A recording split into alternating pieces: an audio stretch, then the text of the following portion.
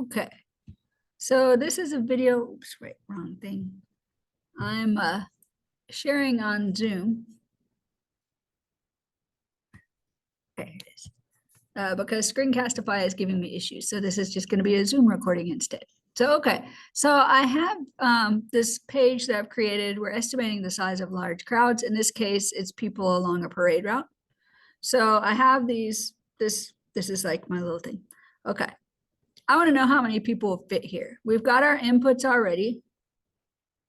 So my length was a mile long, it was 15 feet wide, and the people are standing on both sides of the street. And we have our crowd density. So we say, okay, well, one person takes up 25 square feet. That's a lot. Let's say one person takes up 12. Okay, so I only have two calculations for this. The first calculation is the area where they're standing. So this is the area of the space or the crowd area. And all this is the area of the rectangle.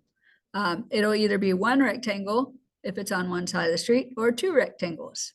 So I'm going to go equals. I'm going to click on the length times, click on the width, and then times how many sides of the street they're on. So in this case, they're on both sides, so I'll be using two rectangles. So I go enter. So that's my overall square footage, my overall area of the space. And then to figure out crowd size, what we did before is we said, okay, well, we have, here, let me draw, because I could do this. We said, okay, well, if we have the area of the space, so here's the area, big area. So that would be this one. Then we take that and we did our little thing like this. And we multiplied it by the number of people over the small area. People here, small area here. So basically you have square feet here, square feet there, they're going to cancel. And then we have people left. So maybe erase that.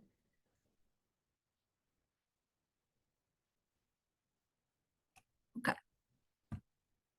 So what I'm going to do then is I'm going to go equals. I'm going to take the area that I just found.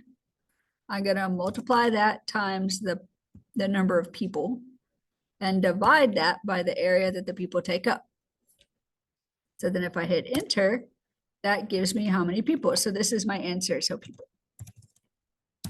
And those are the only two calculations we did. So I did, let's see, did I have this as a formula? Yeah, so what I did is I set this up so that if it's more than one person here, it switches to people. So I have people here. But yeah, so let's say you had 3 people take up 20 square feet. Then you would have 23,760 people watching your parade. Let's say you have one person takes up 3.5 square feet.